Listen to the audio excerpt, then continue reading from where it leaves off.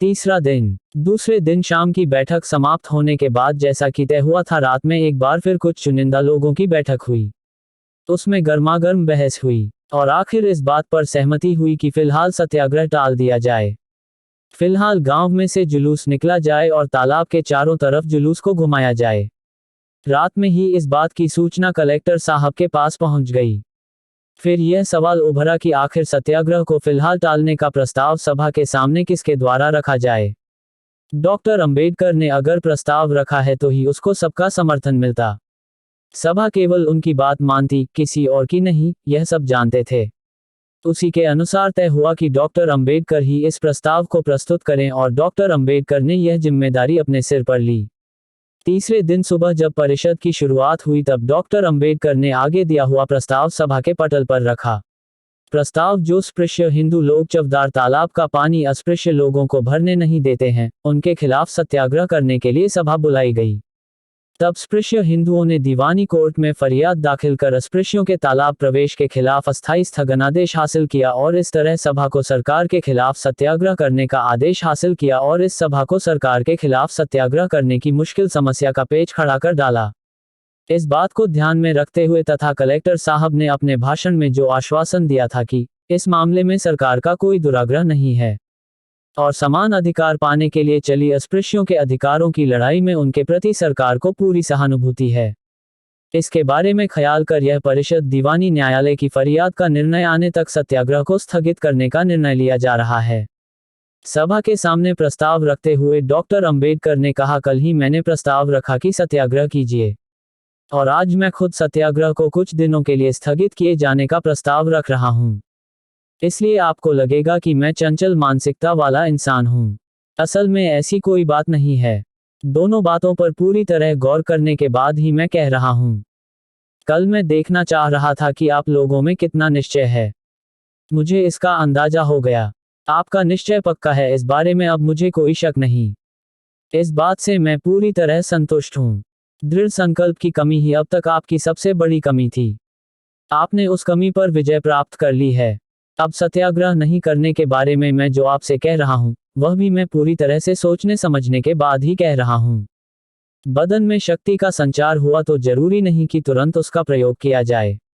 शक्ति का इस्तेमाल करना हो तो सही समय का इंतजार करना उपयुक्त होता है। सोचने के बाद मुझे भी यह बात सही लगी है कि आज हमें इस शक्ति का इस्तेमाल नहीं करना चाहिए। आज अगर हम सत्याग्रह करते हैं तो वह सरकार के खिलाफ साबित होगा। सरकार अगर दुराग्रह करे तो सरकार के खिलाफ सत्याग्रह करने में भी कोई हर्ज नहीं है, लेकिन पहले पता करना है कि क्या सरकार दुराग्रह कर रही है। सोचिए इस बारे में। सरकार की सहानुभूति हमारे साथ है, फिर बिना वजह हम सरकार को क्यों मुश्किल में डालें। दूसरी बात यह कि हमारे सत्याग्रह के लिए स्पृश्य लोगों की जरा भी सहानुभूति नहीं है। आप लोग भी यह बात देख रहे हैं, स्पृश्य लोग हमारे साथ पूरी तरह असहकर कर रहे हैं। व्यापारियों ने बाजार बंद रखे हैं। जमींदार ने हमसे खेती छीनने का कार्यक्रम बनाया है। कुंबियों ने हमारे जानवरों को कांजी हाउस में डालना शुरू किया है। हमें इस जोर जबरदस्ती से बचकर निकलना है और इसमें हमें सरकार की सहायता की जरूरत है। सरकार सहायता का आश्वासन दे रही है। ऐसे में हम सरकार के खिलाफ सत्याग्रह करें यह अनुचित होगा। ऐसा अगर कुछ लोग कहते हैं तो वे गलत कह रहे हैं, ऐसा कोई नहीं कह सकता। सो आप इस अवसर पर मेरी बात मानें और इस प्रस्ताव को सहमति दें। लोग आप पर हंस नहीं सकते। खुद कलेक्टर साहब आपसे विनती कर रहे हैं, इसलिए कोई यह नहीं कह सकता कि आप डरपोक हो इसलिए आपने सत्याग्रह स्थगित किया। बहुत हुआ तो नीचा दिखाने के लिए कहेंगे कि आपके नेता पलट गए, लेकिन आप इस बारे में बुरा ना माने। मुझे इसका बिल्कुल बुरा नहीं लगता, क्योंकि अगर मैं पीछे हट भी रहा हूं तो केवल आपके भले की सोचकर। मेरे अनुयायी मुझसे 4 कदम आगे पहुंचे, यह मेरे लिए खुशी और गौरव की बात है। आज मैं कह रहा हूं कि सत्याग्रह को स्थगित करो, लेकिन आप ही की तरह मेरा भी निश्चय है कि तालाब को काबिज किए बगैर जाना नहीं है। यह निश्चय पूरा होने तक मैं चुप नहीं बैठूंगा, यह बात अपने मन में पक्की कर लें। डॉक्टर अंबेडकर के इस भाषण को सुनकर सत्याग्रही लोग बहुत निराश हुए। इसके बावजूद सभी ने डॉक्टर अंबेडकर की बात का सम्मान करते हुए उनके प्रस्ताव को सर्वसम्मति से स्वीकार कर लिया। प्रतिनिधियों का भव्य जुलूस। प्रस्ताव के बाद वहां इकट्ठा हुए प्रतिनिधियों का शहर में बड़ा जुलूस निकला। इसमें सबसे आगे मुंबई से आए 50 स्वयंसेवक थे। इसके बाद सम्मेलन में हिस्सा लेने आई 50 महिलाएं थीं। उनके बाद 4-4 की कतार में एक के पीछे एक सभी प्रतिनिधि शामिल हुए थे। बीच बीच में सूक्तियां लिखी तख्तियां हाथों में लेकर लोग चल रहे थे। पिछले मार्च महीने में अस्पृश्य लोगों ने तालाब को अपवित्र किया, इसलिए महाड़ के सारे अस्पृश्य लोग धर्मवीर बने थे और वे जेल गए थे। अब कोर्ट का स्थगनादेश आने पर तो उन्हें तो छाती फुलाकर चलना चाहिए था, लेकिन सबने अपने घर के दरवाजे बंद कर लिए थे। महिलाओं और बच्चों की बात तो छोड़ ही दीजिए, पुरुष भी रास्ते पर नहीं दिखाई दे रहे थे। नेता लोग तो दुम दबाकर गांव से भाग खड़े हुए थे। एक भी नेता गांव में नहीं था। कोर्ट का स्थगनादेश आने के कारण थोड़े समय के लिए सरकार उनके तरफ से थी। फिर भी महाड़ के लोग इतने दीनहीन कैसे बन गए थे, इसका सभी को अचरज हो रहा था। यह एक पहेली थी कि शेर के बच्चे बिल्ली के पिल्ले कैसे बन गए।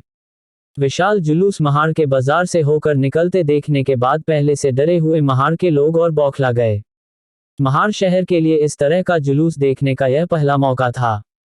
जॉर्ज पंचम की जय, लोकहितवादी की जय, एकनाथ महाराज की जय आदि नारों से सारा शहर गूंज रहा था। जुलूस बाजार से गुजरते हुए चवदार तालाब के मोड़ पर आया। वहां लंबाई में जुलूस को इस तरह विभाजित किया गया कि आधा जुलूस तालाब के एक तरफ और आधा दूसरी तरफ ले जाया गया।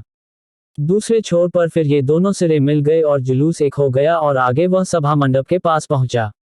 इस तरह तालाब को चारों तरफ से जुलूस ने घेर लिया। यह देखकर गांव वाले आपस में करुण स्वर में कह रहे थे कि अब तालाब से पानी लेने में क्या कसर रह गई है। ऐसे उद्गार निकलना स्वाभाविक भी था। कंधों पर लाठी लेकर चलकर आते लोगों का यह जुलूस शिवाजी की मावलों की सेना की याद दिला रहा था। जुलूस इतना लंबा था कि अगला वाला सिरा जब लौटकर मंडप तक पहुंचा तब तक पिछले सिरे के लोग मंडप के पास ही थे। जुलूस पूरा होने पर जब लौटे तब एक बार फिर सभा आरंभ हुई। शिवतरकर जी ने यह प्रस्ताव लोगों के सामने रखा। धन्यवाद प्रस्ताव। इस सम्मेलन को सफल बनाने में जिन अस्पृश्य लोगों ने मदद की उनके प्रति और खासकर इन सज्जनों के प्रति यह सभा कृतज्ञतापूर्वक आभार प्रकट करती है। 1. वी चित्रे। 2. सुरेंद्रनाथ टिप्पणीस। 3. फतेह खान साहब मुठोलीकर। 4. शांताराम रघुनाथ पोतनीस। 5. केशवराव देशपांडे। 6. ग. सहस्त्रबुद्धे। इस प्रस्ताव पर श्री पांडुरंग नाथूजी राजभोज, श्री मोरे, श्री वनमाली आदि लोगों ने भाषण दिए।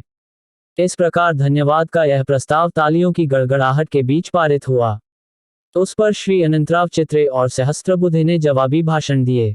उसके बाद डॉक्टर अंबेडकर ने बताया कि सभा का कार्यक्रम अब खत्म हुआ, फिर भी अन्य कुछ महत्वपूर्ण बातों के बारे में विचार करना बाकी है। जब तक उन पर विचार नहीं होता, मैं यह नहीं कह पाऊंगा कि सम्मेलन खत्म हुआ। अब चूंकि काफी समय हो गया है, इसलिए इस विचार विमर्श को शाम तक के लिए टालना जरूरी हो गया है।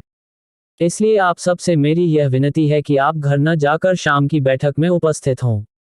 इस प्रकार अध्यक्ष के भाषण के साथ सभा का काम दोपहर 1 बजे संपन्न हो गया।